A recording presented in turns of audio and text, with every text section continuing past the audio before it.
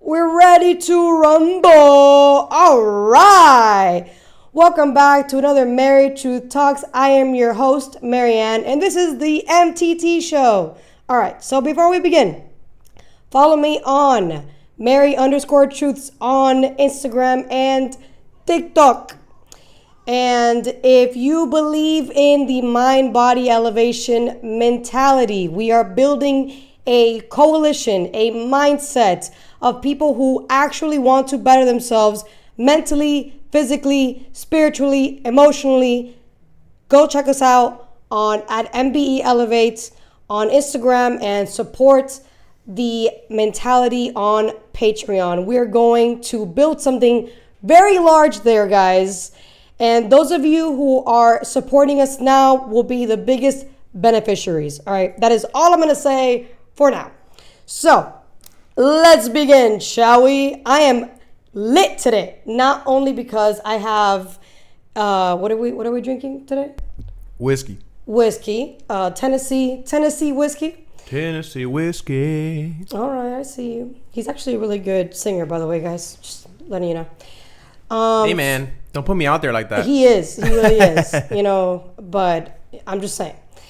All right, so this is a amazing week for people like me who love history and law. So fun fact, I went and studied political science, couldn't finish for many reasons that I will not get to right now. Maybe in the future I will.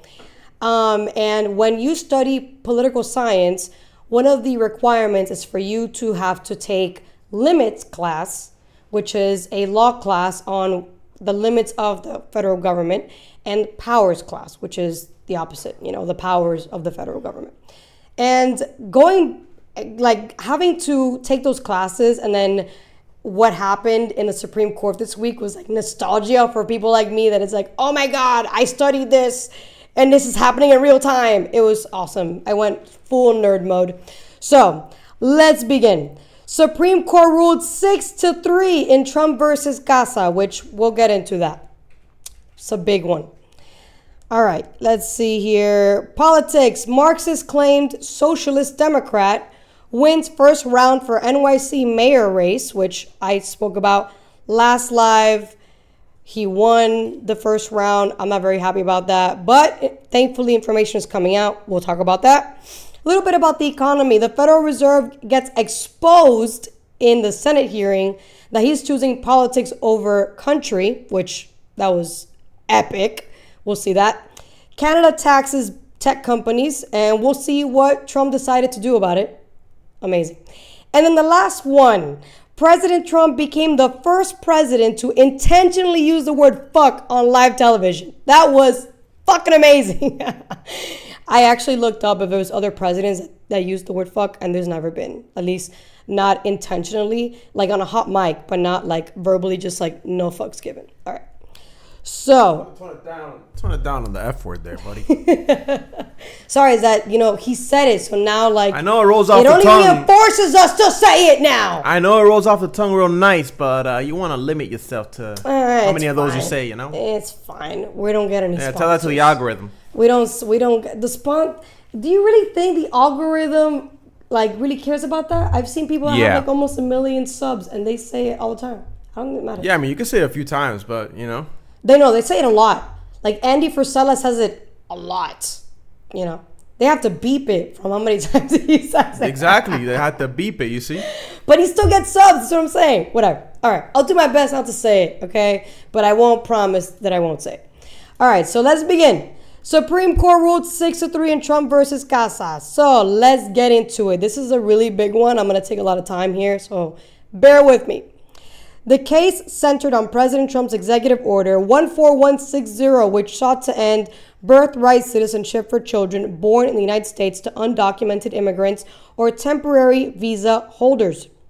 Lower courts had issued nationwide injunctions blocking the order. However, the Supreme Court's majority opinion, authored by Justice Amy Coney Barrett, held that such broad injunctions exceed the equitable authority granted to federal courts under the Judiciary Act of 1789. All right, now let's look up what does the Judiciary Act of 1789. It is a foundational law passed by the very first U.S. Congress that created the federal court system. It established how the judiciary branch would operate under the U.S. Constitution. Pretty big, right?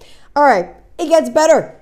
So when you're studying limits class, you have to learn about this landmark case called Marbury v. Madison. It happened in 1803, where the Supreme Court struck down part of the Judiciary Act as unconstitutional and established the power of judicial review, meaning the court can declare laws unconstitutional.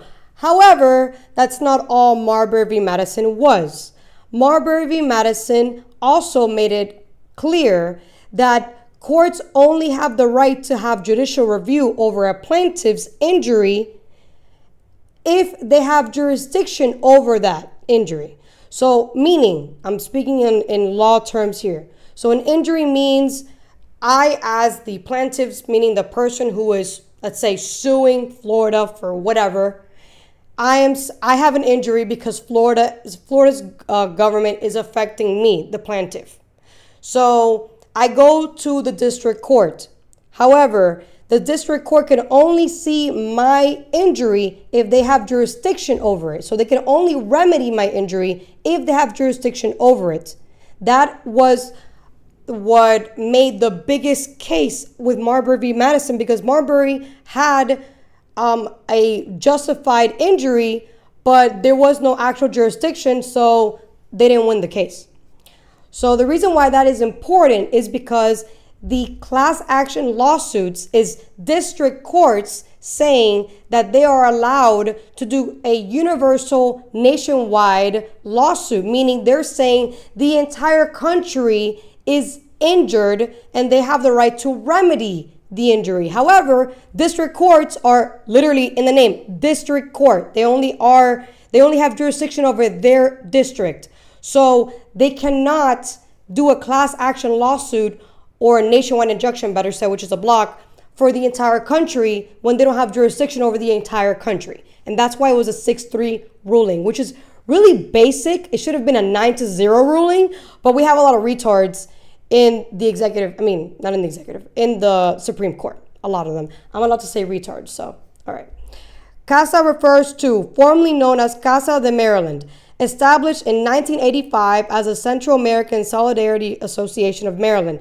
CASA is a nonprofit organization dedicated to supporting Latino and immigrant communities through legal services, education, employment assistance, and advocacy. The organization argued that the order violated the 14th Amendment and the National Act of 1940. The Supreme Court's decision in this case focused on the scope of nationwide injunctions rather than the constitutionality of executive order itself. All right.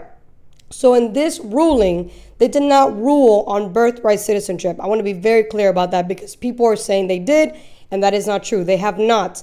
They focus on the nationwide injunctions. That is what the, I guess I would say the lawyer of the government, which is the administration, he was literally starting with nationwide injunctions because if you can get the Supreme Court to rule that the district court cannot do nationwide injunctions, then essentially when and if they rule on birthright citizenship, if they rule in their favor, which I predict they will, the district courts cannot do a class action lawsuit against the ruling. They have to do an individual lawsuit against the ruling. So it has to go by individual basis, which is what it's supposed to be. If anybody goes back to Marbury v. Madison, they specifically say that anything that has to do with the executive branch has to do with the country, not the individual. So if the individual is injured by whatever the executive branch does, the individual has a right to go to the court and get a remedy. But that does not mean that the courts will have jurisdiction to remedy. All right? Very clear. Now, let's look up what nationwide injunction means. Universal injunction, also called a nationwide injunction, is when a federal judge issues a court order that blocks a law, policy, or action, not just for the people involved in the lawsuit, but for everyone in the entire country. And they obviously made an obvious ruling that should have been a 9-0, that district courts don't have jurisdiction over the entire country because they're a district. court. They only have jurisdiction over their district. So, however, the reason why we have some people that ruled against it is because of United States v. Wong Kim Ark, 1898. It is the first ruling that Supreme Court did on the 14th Amendment, which said that it guarantees U.S. citizenship to virtually all individuals born on American soil, regardless of their parents' immigration status. The court's ruling in Wong Kim Ark has been consistently held and was central to the legal challenges against President Trump's executive order aiming to end birthright citizenship. So, in that time frame, in 1898, we had a bunch of liberals already because they believed that if you were a national from another country and you did not have any citizenship and you had a baby, that baby can become a citizen, even though the parents are not citizens, or at least not one is a citizen, which I believe is extremely wrong in the interpretation of the 14th Amendment, because the 14th Amendment had to do with slavery, which I'll get into because I have a handy dandy U.S. constitutional book. Yeah, I'm a nerd. Leave me alone. All right, so let's go to the next one. Elk versus Wilkins. That's another one. 1884. This case came before the Wong Kim Ark case and clarified the limits of birthright citizenship. The court ruled that Native Americans born into sovereign tribes were not U.S. citizens at birth. Interesting. Because their allegiance was to their tribe. So at that time, they also made this, which is kind of like one doesn't make sense with the other. So in the Wong Kim Ark case, you're saying that even though the parents are not citizens and they have no loyalty to the country, he can become a citizen. But then just a couple years later, you rule that Native Americans, if they're born in their tribe, are not citizens because they don't have any loyalty to the country. Little back and forth there, doesn't really make sense.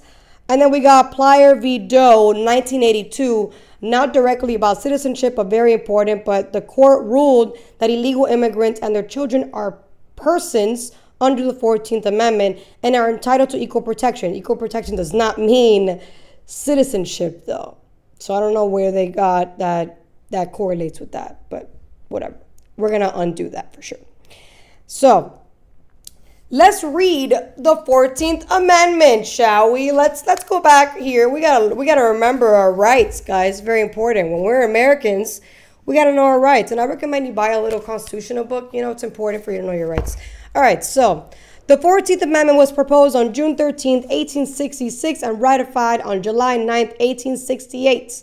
So I'm just gonna read to you the section 1 because it's a lot. So all persons born or naturalized in the United States and subject to the jurisdiction thereof are citizens of the United States and of the state wherein they reside. No state shall make or enforce any law which shall abridge the privileges or immunities of citizens of the United States, nor shall any state deprive any person of life, liberty, or property without due process of law, nor deny to any person within its jurisdiction the equal protections of the law.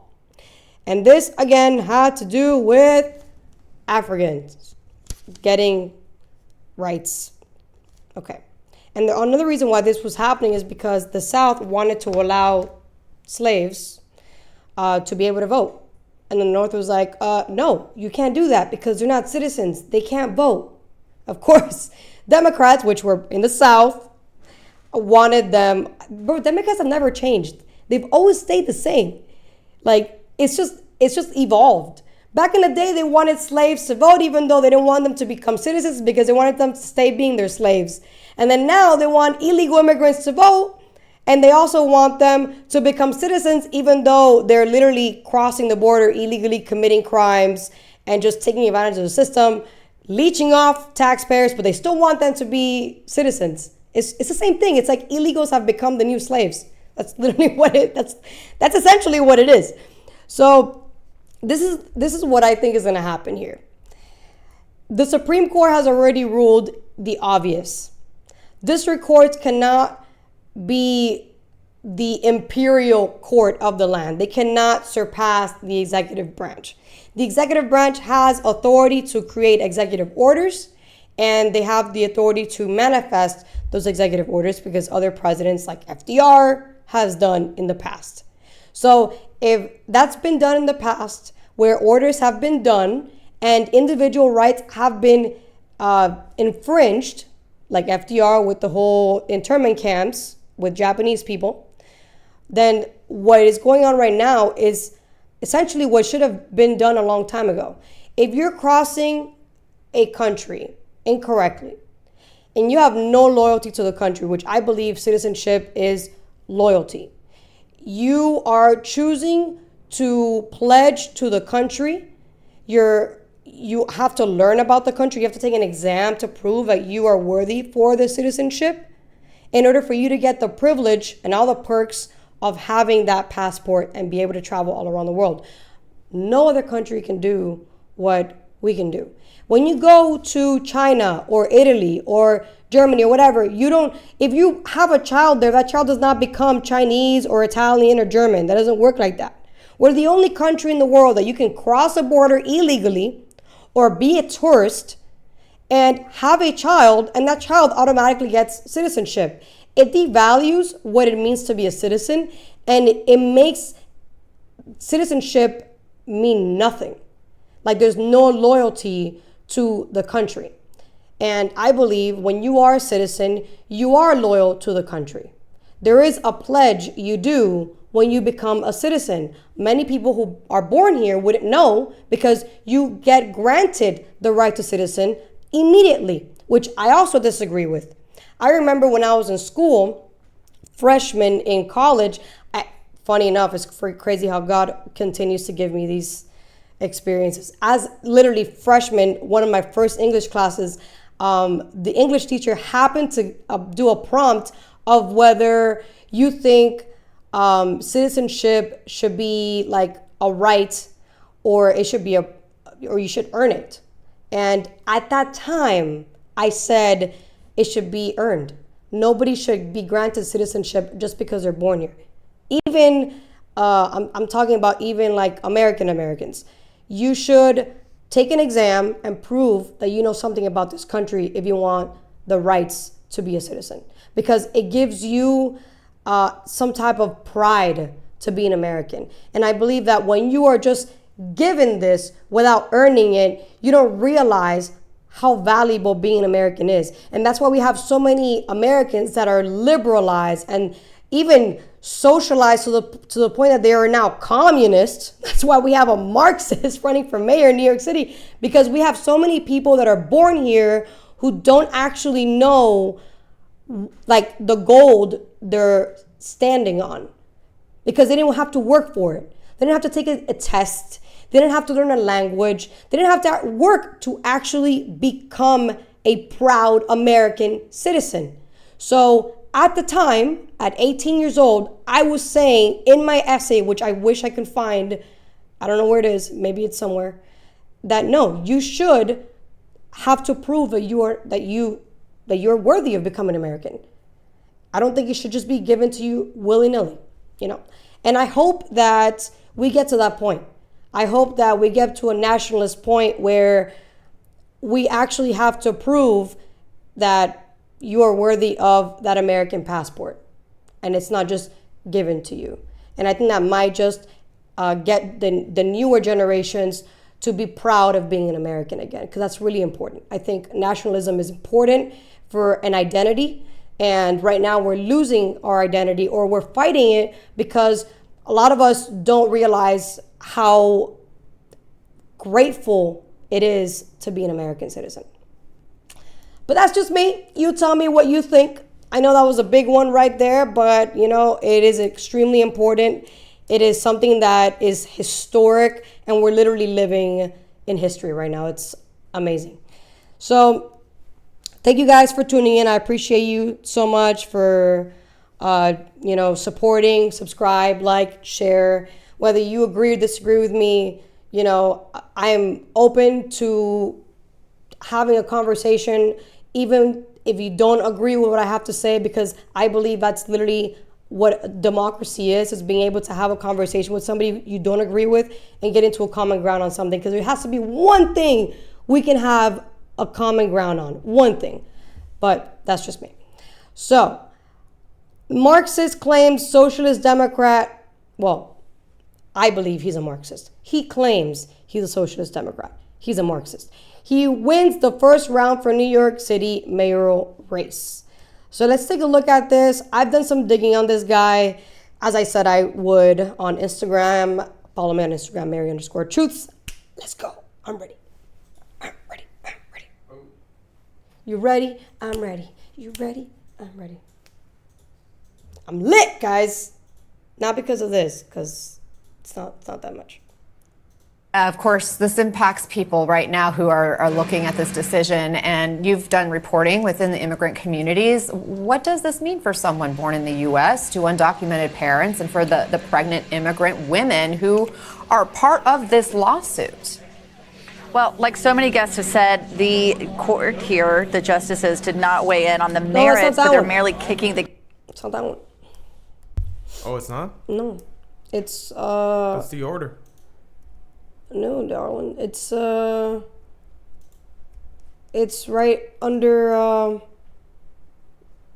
Marxist claim socialist. Right under there, it's a Fox News clip. Technical difficulties. Yeah. Sorry. There you go. That's the one. That was out of order. Are you sure? Oh, 100%. Okay. You say so. 2 refugees who've lived through the horrors of socialism and communism.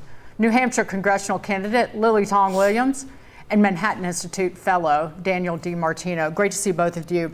Lily, what do you say to Zoran Mamdani, who is the Democrat now? That's right, girl. You butcher his name here. Or what do you say to people who vote for socialism?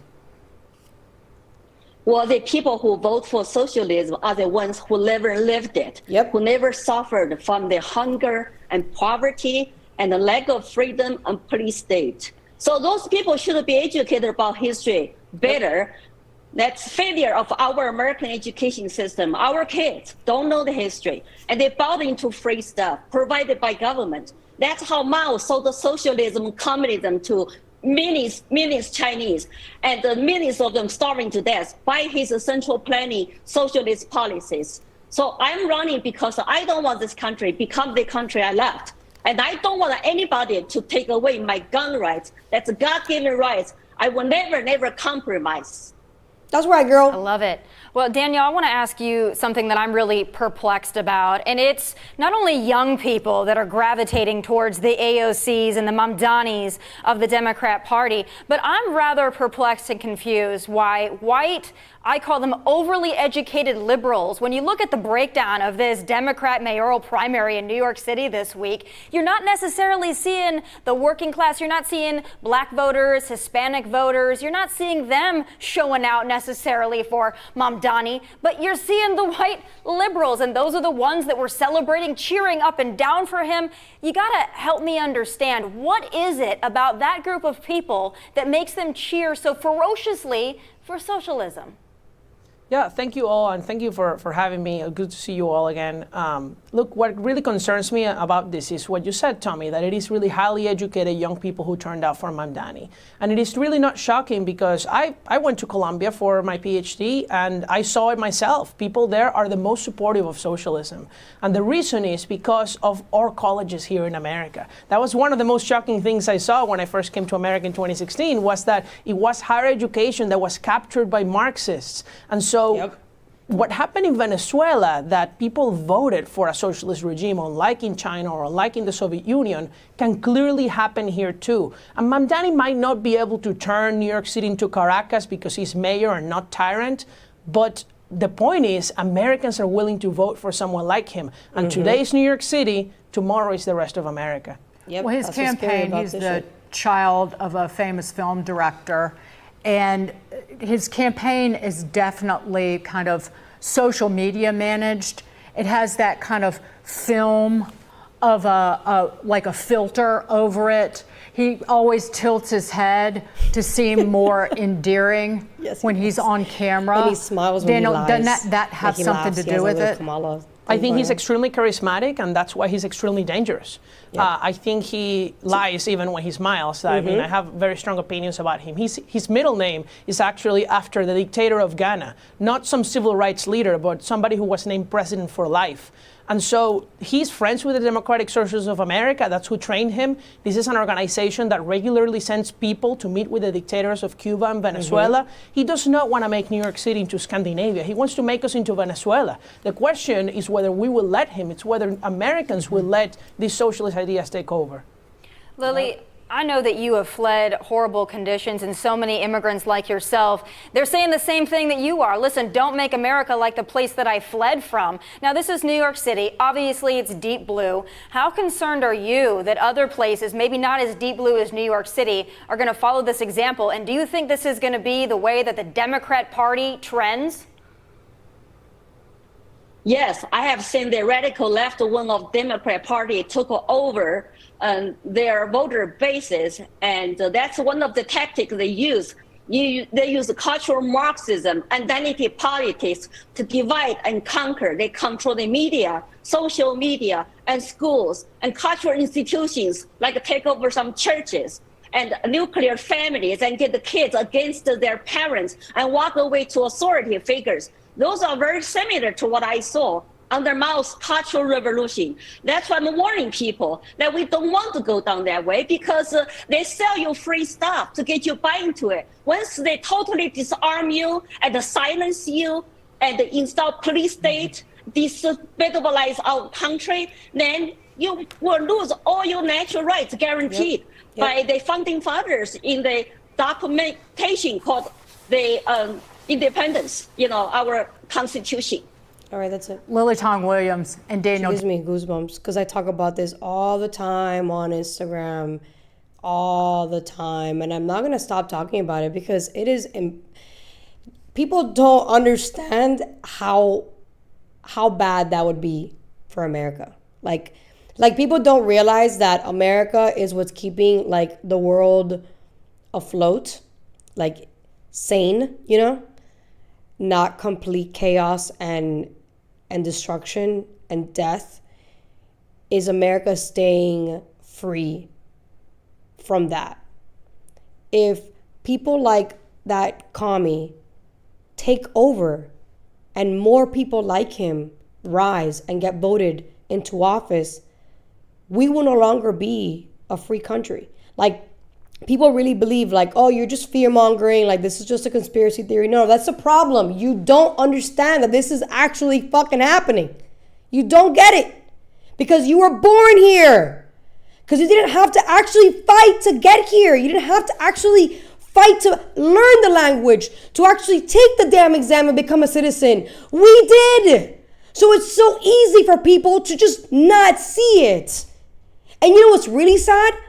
Blacks and Hispanics are the ones who did not vote for that communist. It was the white rich people that voted for him. You know who also went through that same thing? In Cuba. Fidel Castro was very, very charismatic, knew how to sway people. Who did he sway? The rich. That's the people who he swayed the most. People say, oh, the people that, the poor people, they fought back and, no. The poor people were actually on Batista's side. They were not on Fidel Castro's side. And that's what gets people, like, I think back and, being raised by two parents who went through just a horrible, horrible upbringing until they came to this country. And having to be reminded over and over and over again how important it is to have freedom because they didn't have it, makes you realize, like, this is what we have here is sacred. And people are taking it for granted. So they're choosing to vote for people like that. Go to Cuba. Go to Venezuela. Go to Nicaragua. Go to Canada. They're not doing... Bro, I talk to Canadians often because of my day job. And let me tell you right now, they hate their own country because of how commie it's become. Okay? So, I'm telling you right now, people need to wake up, bro. We're not playing games here. This is not Alex Jones fucking, we're being for real. People need to wake up. If you know people in New York City, you need to go out there and vote for Eric Adams. Because if this man wins, New York will fall and it will become a domino effect across the country. And I did not leave Cuba to live in Cuba, okay? Because I didn't. My parents struggled way too much to come here for me to have a better life, to be dealing with idiots who were born here who are voting for a Fidel Castro. Fuck that. You vote for Eric Adams. Not because he's black, but because he actually gives a shit about the people of New York City. All right, I'm gonna get into this guy. We're not done with the Marxist. He's a Shia Muslim. You know where the Shia Muslims are at? The biggest Shia Muslim country? Iran. Never worked in the private sector in his life, just like every other Marxist. They've never worked for a company ever. They don't know what that is. I think they're too good to work for a company. He's worked in nonprofits, meaning he's a beggar. He begs for money. Grew up in upper class, so doesn't know what struggling is ever. Typical for a Marxist. They grew up in upper class and they know what the working class need. Has only been a citizen for 5 years. 5 years. So what type of loyalty does this man have to the country? I would say none yet. Maybe if you were a citizen for like a decade, but you're not even there. Let me see. He literally went on CNN and says that he doesn't believe billionaires should exist. Okay? Does not believe billionaires should exist. And of course, disagrees with capitalism. Full-blown, mask-off Marxist. And people are voting for this guy. It is mind-boggling to me. If you are against a billionaire, that means you are against small business owners. It's that simple. If you're against small business owners, that means you're against independence.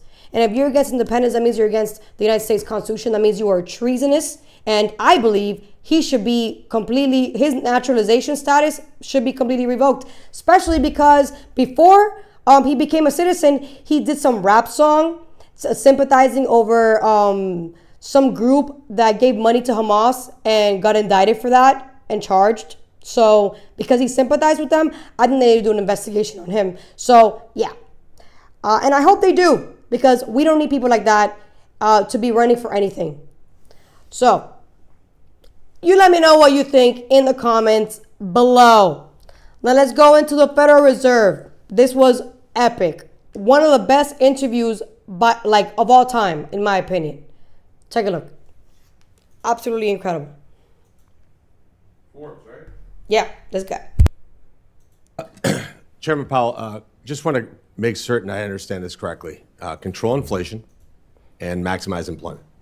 That's it. Two things, correct? Yes. So let's take one at a time.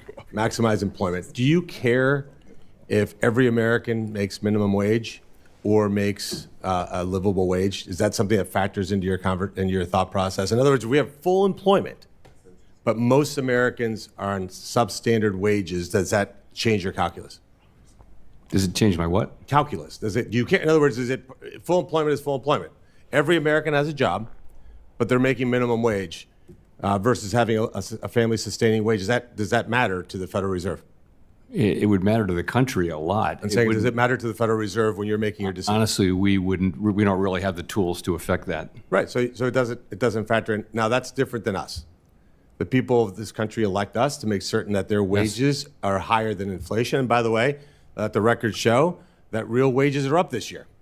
So we've done that, not the Federal Reserve. Second piece of it is, let's talk about inflation first. Well, we've helped control inflation, which is part of that. We're going to jump right into the inflation conversation. There's different kinds of inflation. There's different causes. There's not witnesses to inflation. There's key actors to inflation. Would you agree? Sure. Okay. So let's talk about the actors. Did you comment during COVID lockdowns that was a bad idea, meaning that you're shutting down the entire economy? It's not a button. I hit the button, you can hear me. It's on and off. COVID wasn't that. We just shut down the economy. Any comments on that? Of course not. Okay, so you didn't comment on that. Vaccine mandates, something that my Democrat colleagues loved. If you don't get the vaccine, you're a terrible human being. You can't go to work. In fact, Joe Biden was overruled by the Supreme Court because he said that if you work in a company with more than 100 employees and you don't get vaccinated, the company has the ability to fire you, unless you prove that you're negative on COVID. That obviously is a supply chain shock, wouldn't you agree? If I'm running an assembly line and now I have to put my people 6 feet apart and now I have people quitting or not coming to work or I have to fire them, that's a supply chain shock, wouldn't you agree? I mean, it's a medical thing that you No, but it's a supply chain shock. George Washington. I'm not asking you to make a medical decision. I'm asking you to make a Fed decision on inflation. Way outside anything we would comment. But it affects inflation because supply. It didn't, in fact. Are you saying that supply chain shocks don't affect inflation? They do, but that Okay, they one do. didn't. So that's clearly one. If you ban the export of liquid natural gas, which is going to cause the commodity price to go up, would that supply shock not also cause inflation? Potentially could. Yeah. So, and now the ranking member loves to talk about billionaire corporations, that are going to get away with paying taxes, right? Who pays corporate taxes? Like, who pays it? Is it like some obscure Wizard of Oz character behind the curtain that is a corporate entity that pays taxes? Who pays taxes? I mean, ultimately, it's shareholders and customers. So I'm going to read you a line. You tell me this is accurate. On taxes, it's not possible to know in advance precisely how the costs will be shared for taxes. I added Correct. that. I would but agree. it is highly likely that consumers will pay a meaningful share. Meaning if the ranking member has her way, let's just tax corporations at 100%. Why not? Be fantastic, right? Nobody would want to start a company, but that aside, that cost would be added to consumer products, correct? Yep. A tax or a tariff? What are you talking about now? If the income tax for American corporations goes up, they will share that tax burden with their consumers. True or false? Yeah, ultimately. Yeah. So then taxes do raise inflation, but you don't comment on. I mean, they haven't. And you don't. That's But you just don't. not true. I got empirically, it's not true. The chairman's going to beat me up in 56 seconds. So, but you sent me a very nice letter, which I appreciate. And it says the Federal Reserve plays no role in commenting on trade policy. So you don't comment on supply shocks. You don't comment on tax policy, which clearly affects inflation. You don't comment on demand pull. You just said now that we should forgive student debt. Why is a person that goes to Harvard, that gets a gender studies major, pays Harvard obscene amounts of money because professors are grossly overpaid there? Is that person better than a working class Ohioan that is a plumber but can't afford a car because interest rates are too high and car prices have gone up? Why don't we forgive that person's car loan instead of forgiving their student loan? Right. But you don't comment on that. You comment on tariffs. So I'm going to just show you. I don't comment on tariffs at all, actually. I comment on only inflation. commented on tariffs. You've only commenting on the wisdom of tariffs. He's done it. The chairman's over there in the conversation. I'm going to show you a chart here. This is car prices. I'm paying attention, however. This is car prices since this year. Come on. Car prices are down. Car prices are down. Inflation in America is down. We got elected by millions of voters. You got elected by one person. He doesn't want you to be in that job. And you are costing this government $400 billion a year by refusing to lower interest rates. Nobody in this chamber has that kind of power to have a $400 billion impact on this economy, on our deficit. And I just think that you should consider whether you're really looking at this from a fiscal lens or a political lens, because you just don't like tariffs. Yep. Senator All right, that's it. is next. Wasn't that awesome? He did such a good job at exposing this snake that happens to be the Fed chair. Absolutely incredible. So I think that, I don't think they can remove him. I'm not really sure how that works, but if that was the case, he would have been removed. I don't think they can actually remove him. I think he has like a 10-year, or I don't know how long he's supposed to be in there for, but if they could have removed him, they would have done it already. But the fact that he was just exposed that he didn't do anything during COVID when everything went spiked up. He didn't do anything when Biden decided to pretty much ban fossil fuels because he wanted this whole Green New Deal scam. And he knew that was going to spike up energy prices. He knew that was going to spike up gas and how much it costs to buy a car. And he didn't do anything about it. And then he didn't do anything until the campaign of Kamala Harris. And that's when he decided to lower the rates. And it's like, wow.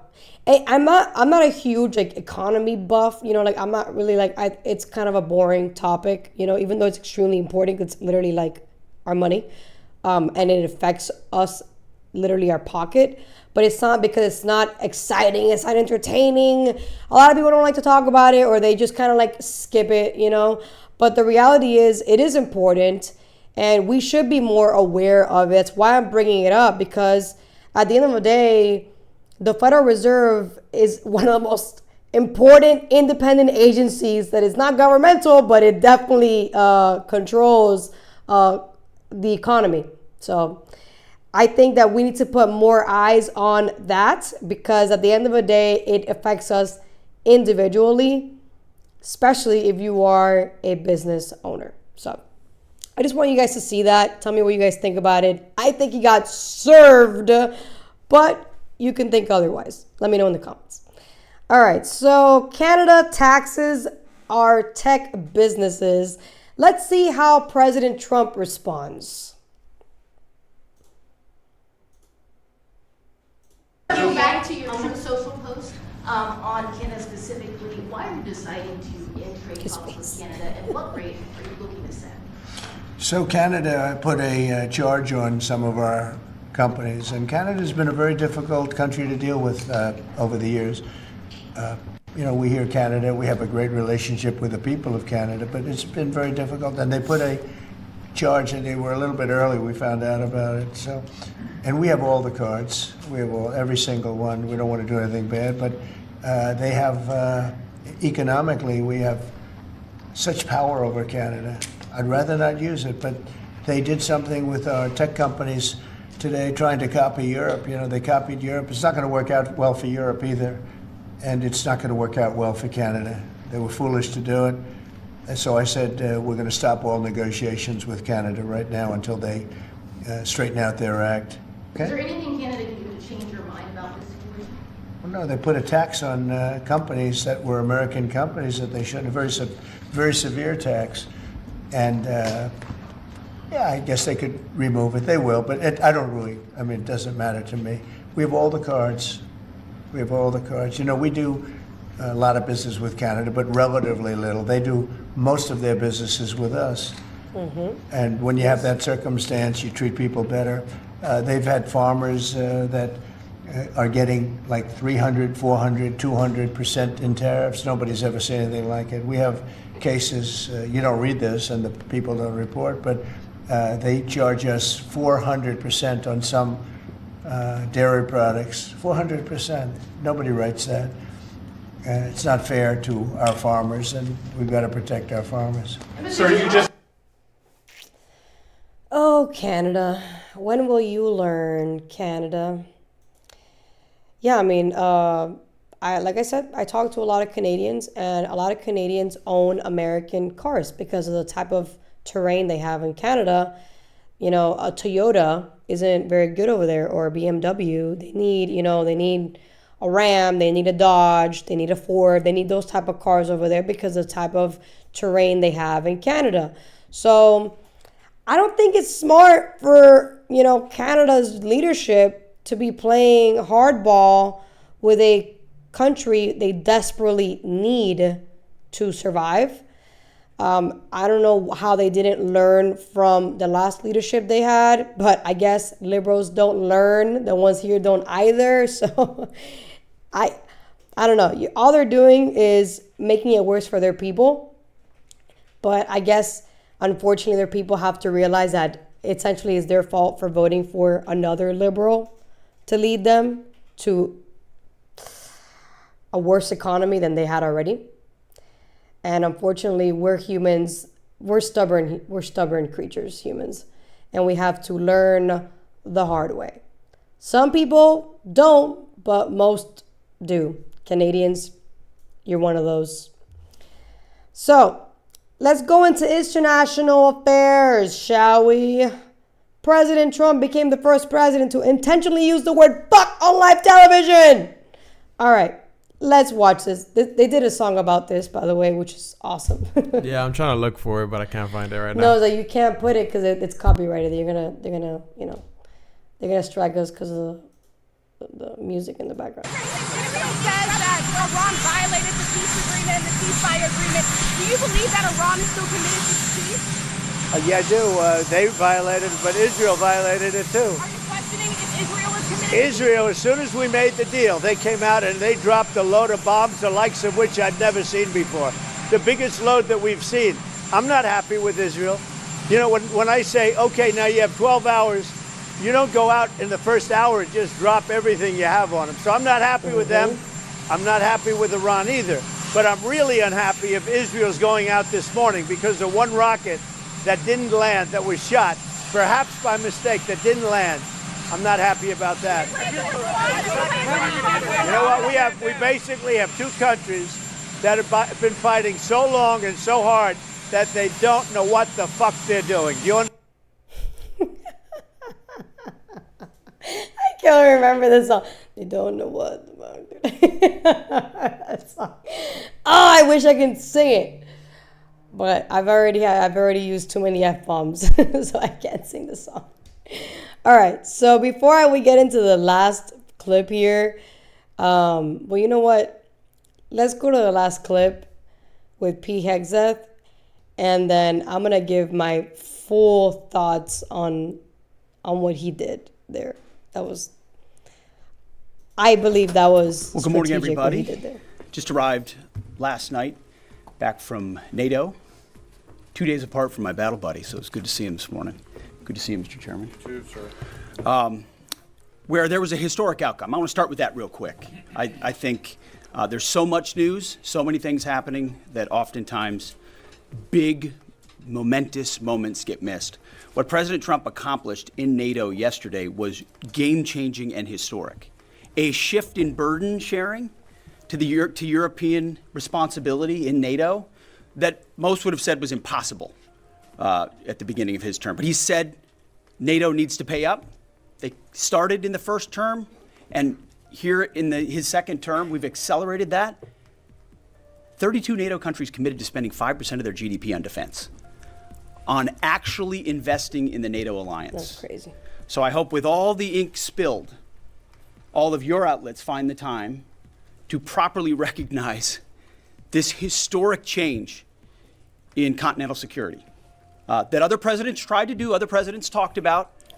President Trump accomplished it. Yeah, because it's a huge deal. It was all talk for them. You see, we're here this morning because in hunting for scandals all the time, in trying to find wedges and spin stories, this press corps and the press corps miss historic moments. Mm-hmm. You miss historic moments like 5% at NATO, which when you hear, I was in the closed door briefing, I wish there could have been cameras in there. When you heard the prime ministers and presidents of other countries, to a man and to a woman, looking at President Trump and saying, this never could have happened, never would have happened. It seemed impossible 5 years ago, 2 years ago, 8 years ago. But here we are because of your leadership.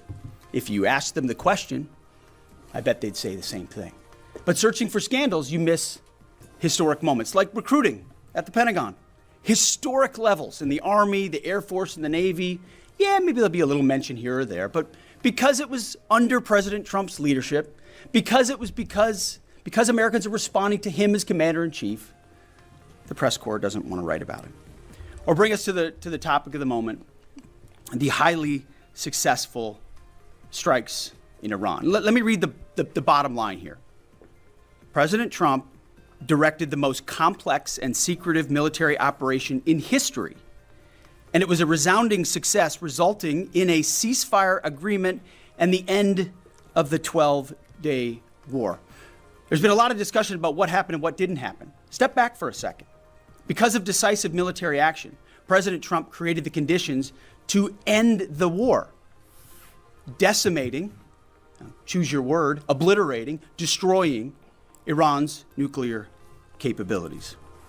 I want to read some of the assessments that have been provided, because whether it's fake news CNN MSNBC, or the New York Times, there's been fawning coverage of a preliminary assessment. I've had a chance to read it. Every outlet has breathlessly reported on a preliminary assessment from DIA. I'm looking at it right now.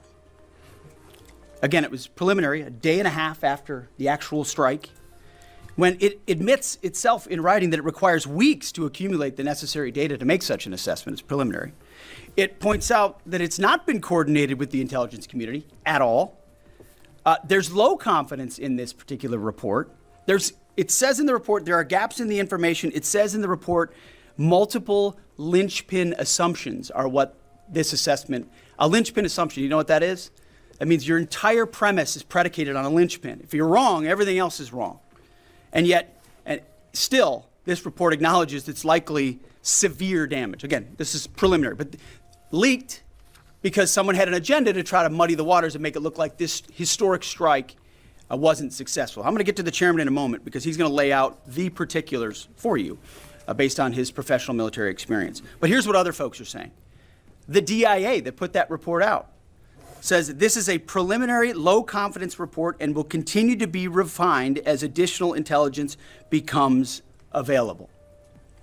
How about the Israeli Atomic Energy Commission? The devastating U.S. strikes on Fordow destroyed the site's critical infrastructure and rendered the enrichment facility inoperable. Have any of these quotes made their way into the New York Times or the Washington Post? MSNBC? CNN? Any of these quotes? How about this one? This is a new one from the UN, the United Nations. No friend of the United States, or certainly Israel often. Here's the head of the UN Atomic Energy Agency this morning, Rafael Grossi. U.S. and Israeli strikes caused enormous damage to Iran's nuclear sites. Don't take my word for it. How about the IDF's chief of staff? I can say here that the assessment is that we significantly damaged the nuclear program, setting it back by years. I repeat, years. The Iranian foreign minister, the spokesman, our nuclear installations have been badly damaged, that's for sure. I'm sure that's an understatement. It definitely is an understatement. All right. Okay. So let's do a little timeline here, okay? Let's do a timeline because a lot of things happen all at once and, it's kind of hard to, get the pieces and try to figure everything out. So let's put the pieces together and make a map, okay? So before the military of the United States striked the three nuclear bases or 3 nuclear facilities, whatever you want to call them, in Iran, they told Iran in advance, because I don't know if you recall, Donald Trump put out I don't know if it was an X post or a Truth Social post or both, pretty much saying evacuate Iran. And then I remember Laz sending me a video of, you see a bunch of cars leaving that area that was going to get striked. So they had told the Iranian government in advance, we're going to bomb your shit. Okay. Then they do it. They bomb it. Okay. All right. After that happens, the Iranians then tell the American government, yo, we're going to strike back because we need to seem like we're tough. Okay. We're going to strike at your American base in Qatar. And there was nobody there in that base when they hit it. Yeah, there was damage, but it didn't actually do any, there was no civilian or American casualties. So these 2 strikes were premeditated. And it was obvious because of the fact that nobody got hurt. Okay. All right. You're with me? Cool. Let's continue. After that happened, he then calls up Iran or a third party of Iran because they don't have actual direct conversations. I don't know why, but they don't, at least not yet. And then in Israel and say, yo, let's do a ceasefire, 12 days, and let's just, you can't kill each other for 12 days. Capiche? Capiche? They both agree, yeah, okay, we're not going to kill each other. All right, cool, no problem. And then after that, literally right after the agreement of a ceasefire, Israel goes and attacks Iran again. And then Iran attacks back, and they're back to war again. And the ceasefire is null and void. And then you hear Donald Trump, just F-bomb national television. So this is what I think is happening. Again, speculation. But after listening to a lot of perspectives, this is what I've gathered. The Trump administration does not want their base to assume that they are hijacked by Israel's government, because a large part of the base is anti-Israel, and they know that. I'm not fond of that, but I understand why they're anti-Israel, at least the government, not the people. So because they are aware that a good chunk of the base is anti-Israeli government and Israel PAC, he pretty much allowed a ceasefire to actually happen. Like, he got them to agree on the ceasefire. And right after that happened, Israel's government goes against the ceasefire and strikes Iran. What does that show the American people? The Israeli government cannot be trusted. That's what it shows. And I think that was a genius move on the chessboard. And then it gets the Trump government, the Trump administration to be like, look, I did the ceasefire. You went against the ceasefire. I'm no longer going to help you. I'm done. We're done. Figure it out. And they get to clean their hands. They're no longer, you can no longer then be what do you call this guy, what's this guy's name? This guy who debated Murray. What's this guy's name? He's gone to Kill Tony. He's a comedian, but he talks about politics a lot. What's this guy's name? Smith something Smith. Yeah, I don't remember. Fuck, help me out, Jose. You know who I'm talking about? Something Smith. I already forgot his name. He popped up on. Can you look up really quick? Her Take, the last show on Her Take on YouTube. I forgot his name. It slipped my mind. It's something Smith. I just don't remember what his first name is. Go on Her Take. Candace Owens is on this same camp, but this guy is also on the same camp. That guy, what's his name? Doesn't say. Hold on. See if you can. It's something Smith. I don't remember his name. Yeah, don't pop it because it'll be copyrighted. Does it say? Dave Smith. Dave Smith. There you go. All right. So Dave Smith did a debate. It was not a debate. It was a conversation a couple months ago with Joe Rogan, and he was pretty much with I forgot this Douglas Murray, who's a historian and a journalist, and they were going back and forth on the whole Gaza and the whole Israel thing, and he's very anti-Israel. And Douglas Murray could have had such a great argument if you would have continued by telling him, all right, what is your solution? Like, okay, if you don't want them to do this, then what do you want them to do? Because it's really easy to critique when you don't really know what the solution is. Because you're not finding a solution. You're just finding a reason to give criticism. That's easy. Anybody can judge, but can you create a solution after you make the judgment? And most people, like that guy and Candace Owens, they just make judgments with zero solutions. So because there's a lot of people that are on that camp, on the Candace Owens and the Dave Smiths of the world, the anti-interventionist, super anti-war, even if it means there could be a literal nuclear war. You know, let's avoid war at all costs, even if it can cost our lives, which is retarded, but whatever. You know, there's a lot of people on that camp. Tucker Carlson's of the world, they're on that same camp as well. By you creating a ceasefire, the Trump administration, and now showing that the Israel government cannot be trusted with peace, then you can be like, look, I did the peace. They went against the peace. I'm done. I'm not backing Israel's government again. And he showed it by cursing intentionally on live television. He's like, I'm done with these people, especially Israel. He made it very clear that he was like, I'm especially mad at Israel because at the end of the day, he's doing them a favor. Because the biggest people at risk are them. And I'm talking about the government. The people, of course, are at risk. They're there. They live there. But it's the government who keeps saying over and over again, we have to go after Iran's nuclear sites. We have to go after Iran's nuclear sites. All right, we did it. You claim you want peace, but I made the peace. I gave you the opportunity to show that you truly want peace. And what do you do? What do?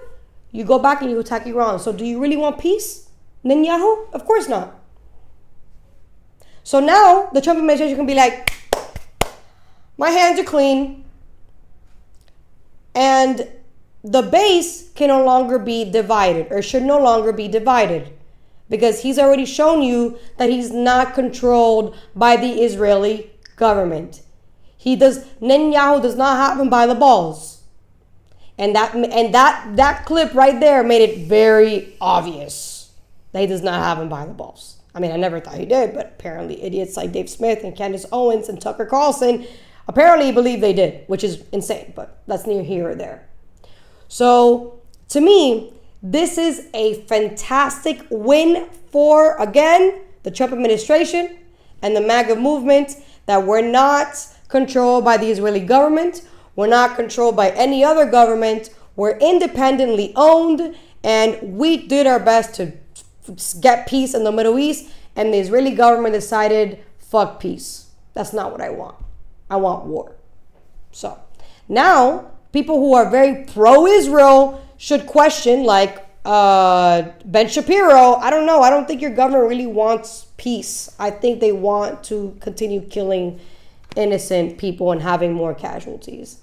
I think it's time that people that are super pro-Israel start to question whether the Israeli government actually cares about its people, because I don't think they do, considering that they had the chance to be at peace and they chose to violate it.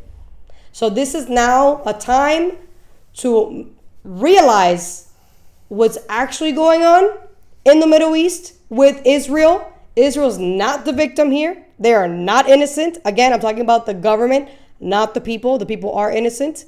And this is a huge, huge release from the American government to be like, all right, we're done here. We did what we had to do. It's time for you to figure it out, Israeli government. And I think that is a fabulous chess move that they did. At least that's what I think. I could be wrong. I can be wrong. This is me speculating. This is me just listening to all types of directions and coming up with my own critical thoughts. Because when you are a truth seeker, that is what you're supposed to do. You're supposed to come up with your own independent conclusion as to all the perspectives that you're seeing left, right, and center. That's what I think. Tell me what you think in the comments. Thank you so much for tuning in. Thank you for subscribing, liking, and sharing. Become a truth seeker. It really helps us get the algorithm to actually push the show out there. And I will see you guys next time. Yeah.